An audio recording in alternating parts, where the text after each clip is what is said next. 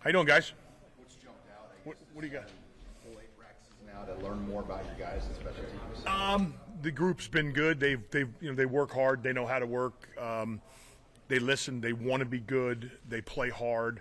So that usually leads to good special teams play. I think we'll be in good shape when it's all said and done. Me just trying to learn the players and kind of their attributes is something that's an ongoing process. So we're working on that.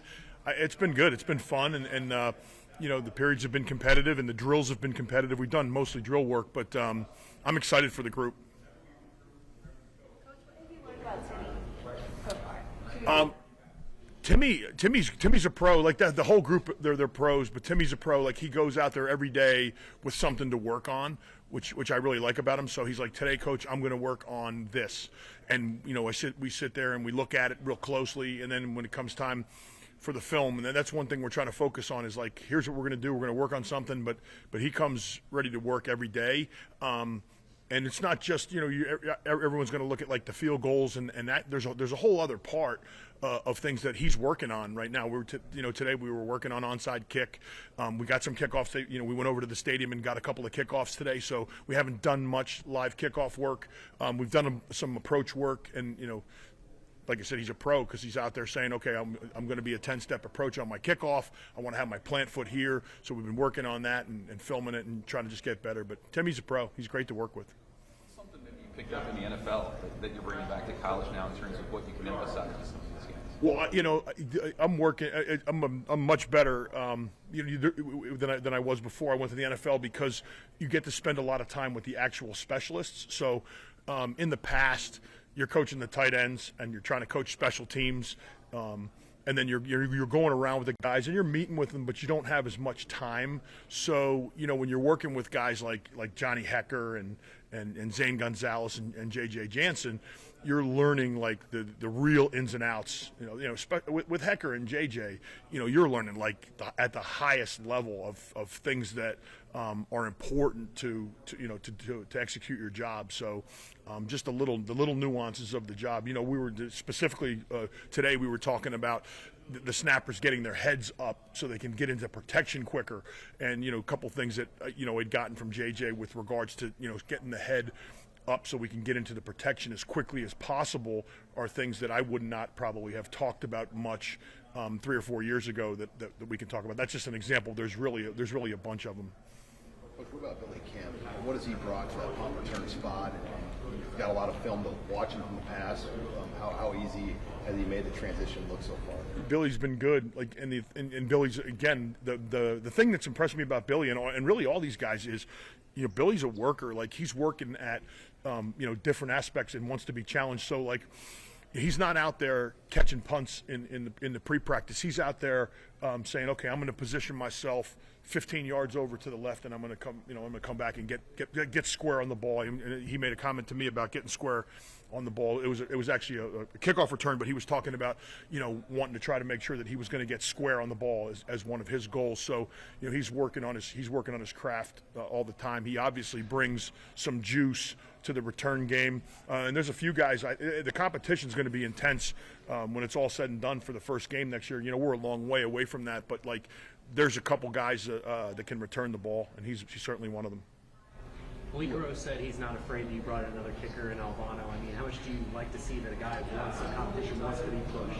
I've never been anywhere where the competition hasn't been beneficial at all positions. I think it's really critical. I think it's critical to have it at returner. I think it's critical to have it at kicker, punter. Anywhere we can have competition where guys are pushing each other is going to make us all better. So, and the good thing about kicking and the punting and the special teams is, those competitions are quantifiable, so we can go through, and those aren't going to happen until the fall. But when they happen, they're quantifiable, so we can say this guy made this amount of kicks from this distance, or this guy's dropping the ball on the kickoffs on this yard line with this hang time, and the punters have this operation time. So we have so much quantifiable information. It's actually easier to have competitions than it is if you're playing linebacker, because tackles aren't always the best indicator when you're doing something like linebacker. So that's going to be really helpful for us to create that competition. Also said this is the windiest stadium he's ever kicked in. Have you noticed that yet? Have you gotten it? Yeah, we were in there. We were in there in the scrimmage, and it's not like there's a lack of wind on the practice field either. But to me, those are big conversations in the NFL. So those are, to me, challenges.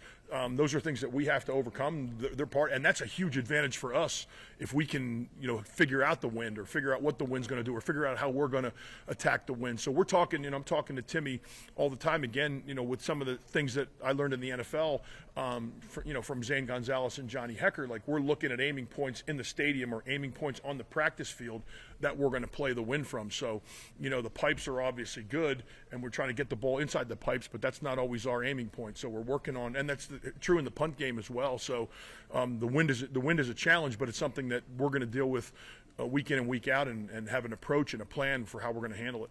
We see a lot of this conversation about accountability, and it's notable when we're out there just watching Coach Rule kind of coach the coaches, so to speak. What's that experience? I mean, you know him better than I think than any assistant. What's that experience like, and the first time you experienced it, what's good about it? Why is it effective? You have if you got a big brother or a brother or a family member that's a real role model, not like this rah-rah cheerleader stuff, like where, hey, you're doing a great job no matter whether you're doing a great job or not.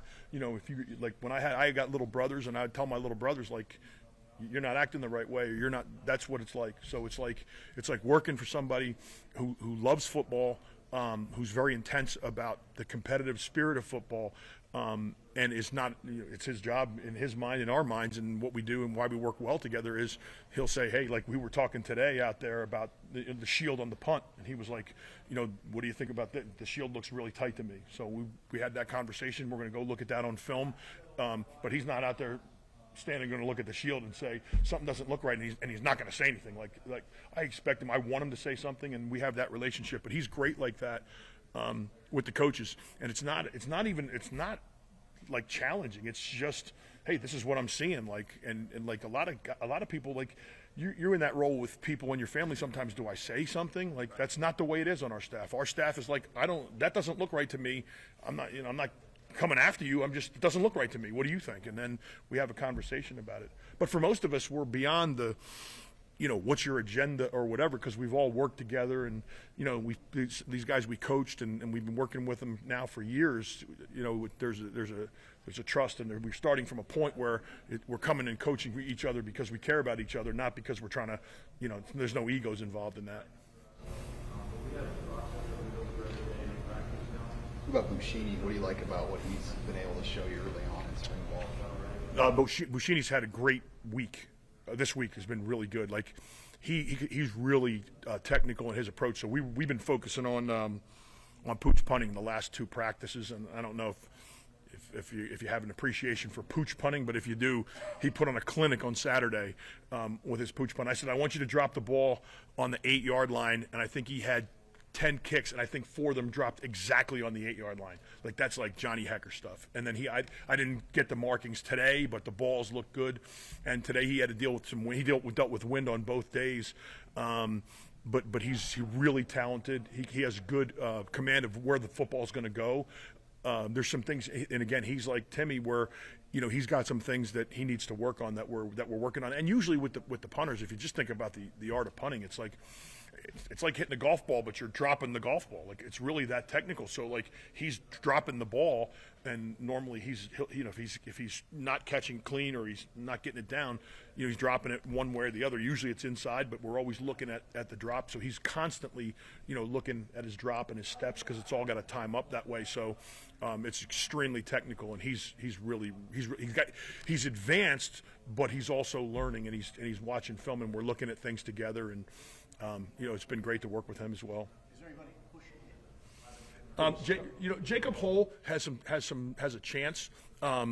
He's working really hard. He's young, so I would say, like, if you're looking at the progression of it, Brian's a guy that's kind of pushing to get to the NFL, and Jacob's like a guy that's pushing to try to get on a college field. So, direct answer to your question, not really, but I wouldn't surprise me if Jake started to uncork some punts and start to do some things to deserve to get on the field. Brian's really good. I mean, he's I'd love to be able to create some competition for him, but I don't know if we can do that right now. Anyone else on kickoff mix? Timmy said he's been doing a little bit of that. Yep. Yeah, Timmy. Brian's working on it. Yeah, so Brian, Brian's going to do some kickoffs. We're going to evaluate that a little bit. We actually got our first shot at it today, so I think you'll see us incorporate that. I'm not sure how much of that we'll incorporate into practice. I think we will, but like you guys know, the frustrations. Like we're trying to work that kickoff return drill today, and the Jugs is dropping them in there really nice for us. If we go out there and the kicker misses one, it wrecks the whole drill. So I'm kind of a little bit uptight about making sure the ball goes where I want it to during that period, especially early on. But maybe we might see us kick one or two off in the spring game or as we approach it. But I'm interested to see how they do it. I mean, Brian's got a big leg, so he can do it. Timmy can do it, and it's not about, to me, blasting the ball out of the end zone. I worked for a guy last year in Carolina that didn't want to kick the ball out of the end zone. So whatever the kicking abilities are will fit the coverage around the ability of the kicker. I think that's the important part, is that we get guys that are consistently putting the ball where we want to with enough leg strength. And from what I've seen, I think we'll be able to do that.